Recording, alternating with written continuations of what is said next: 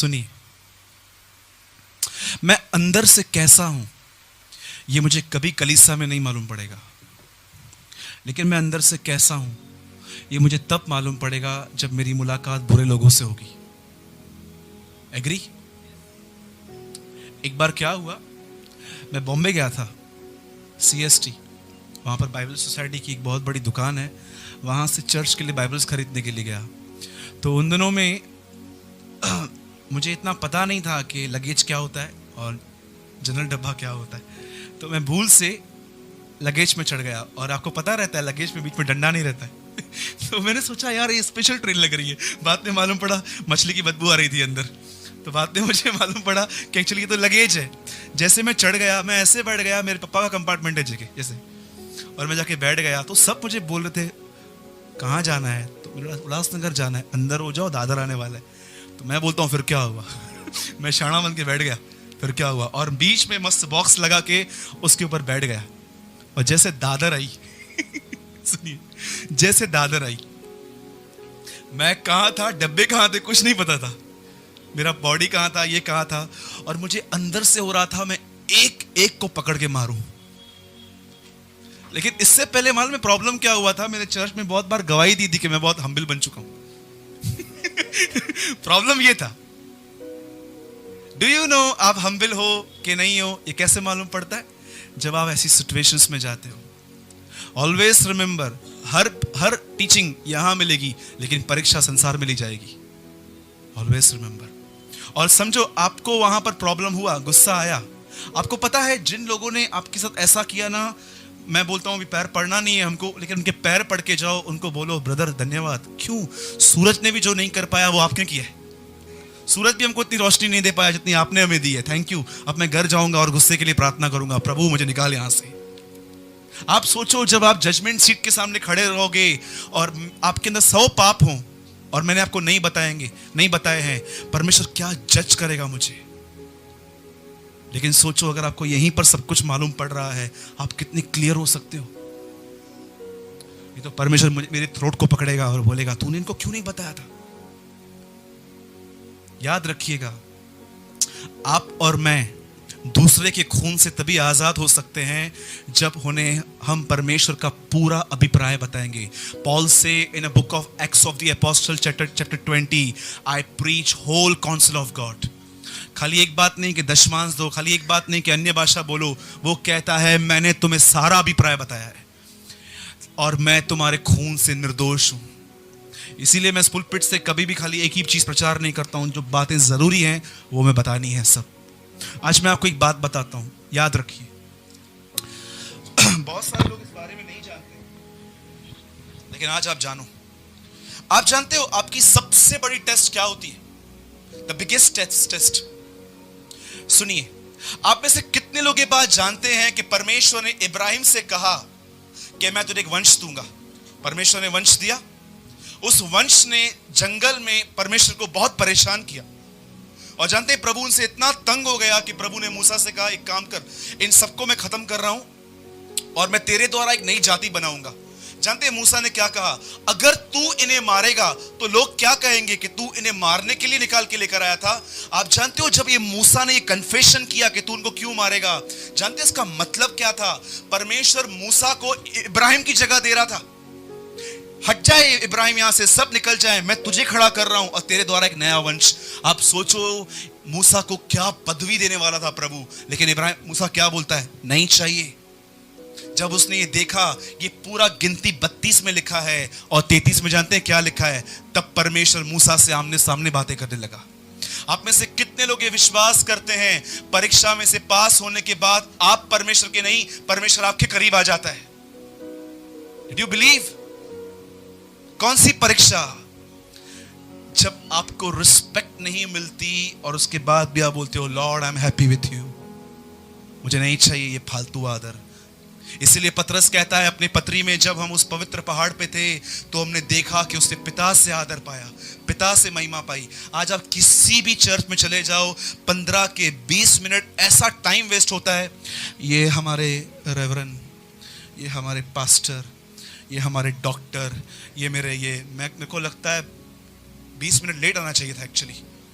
ये हमारे ब्रदर, इन्होंने इस कलीसिया की शुरुआत की थी, इनके हाथ देखो कटा हुआ ना है, इनका ब्लड यहाँ बहा है। मैं बोलता हूँ बंद कर भाई, दया कर मुझ पर, मैं पहले से एनासन गोली लेकर आया हूँ, तू फिर से मुझे मार रहा है।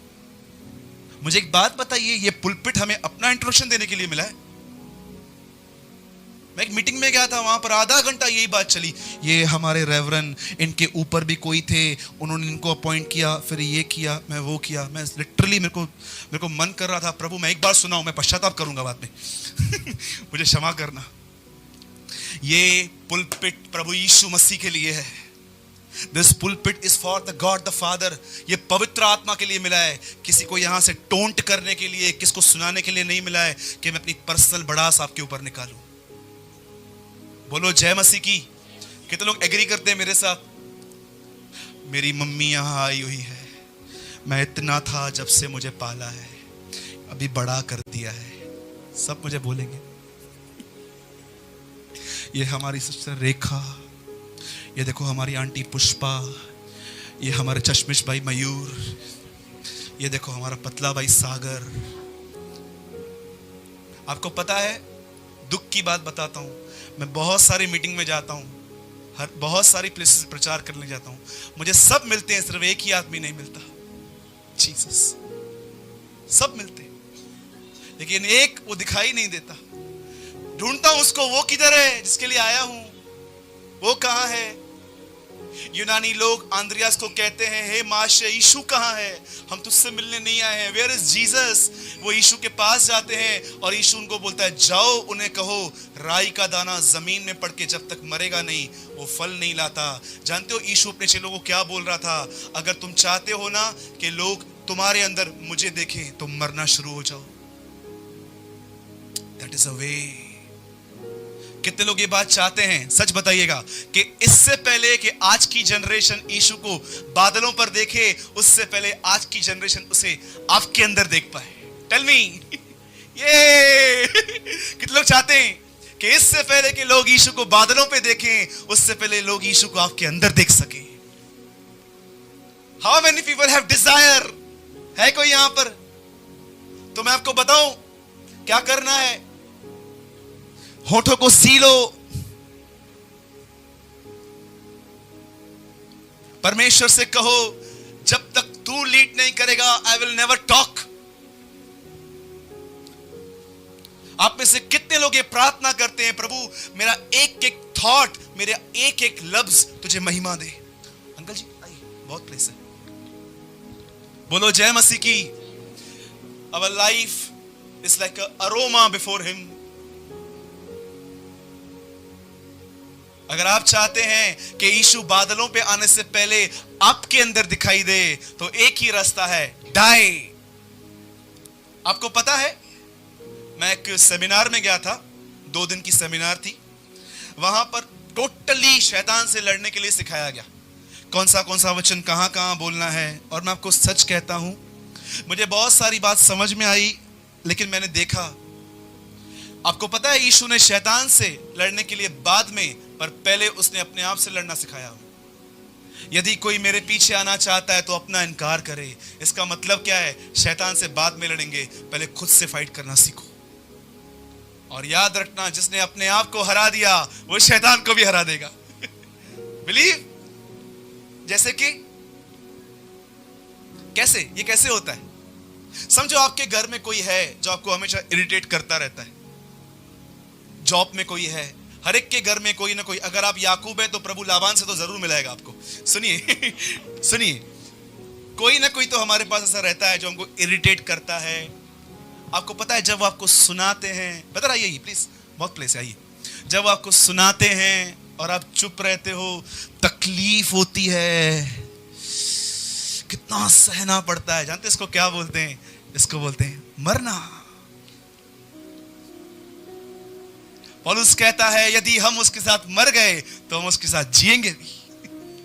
यही तो है मरना। मरने का मतलब आप क्या समझते हो? मैं चर्च पहुंचा हूं ब्रदर, ये देखो। हाँ, मैं एक बहन से बात कर रहा था उस दिन, मैंने कहा सिस्टर आप प्रभु में कैसे हैं? 1 घंटा बाइबल पढ़ती हूं, आधा घंटा प्रेयर करती हूं, हर मीटिंग आती हूं, मैं बहुत ब्लेस्ड हूं। मैंने कहा तुझसे ज्यादा तो मेरे लोग ब्लेस्ड हैं। इससे आप ब्लेस्ड नहीं है। आप में से कितने लोग ये बिलीव करते हैं वचनों को याद करना उन्नति है? आपको बताऊं, अगर ये बात सच है तो सबसे ज्यादा उन्नति शैतान ने की है। एक एक वचन याद है उसको। उन्नति वचन को याद करना नहीं है, उन्नति अपना क्रूस उठाना है। साधु सुंदर सिंह ने कहा, एक ही बार ये मौका मिला है, मत गवाओ। This is not a burden, this is a privilege.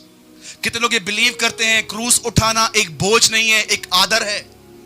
सुंदर सिंह की किताब में लिखा है at the masters feet, page number 34, आप पढ़ सकते हैं। वो कहता है क्रूस उठाना कोई बर्डन नहीं है, वो एक प्रिविलेज है कि यीशु हमें अपने फुटस्टेप देके गया कि उस पर चलें।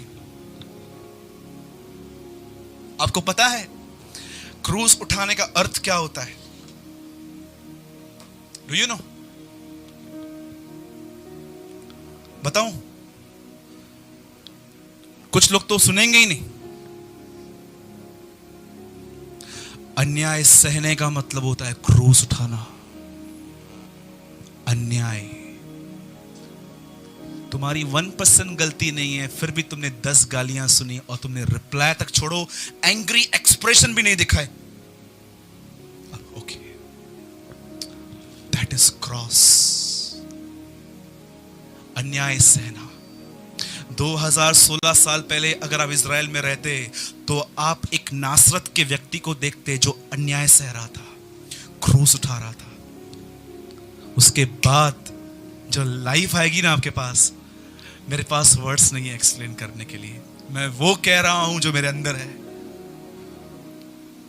छोड़ दो, जिसको जो करना है करने दो, वो बात करेगा।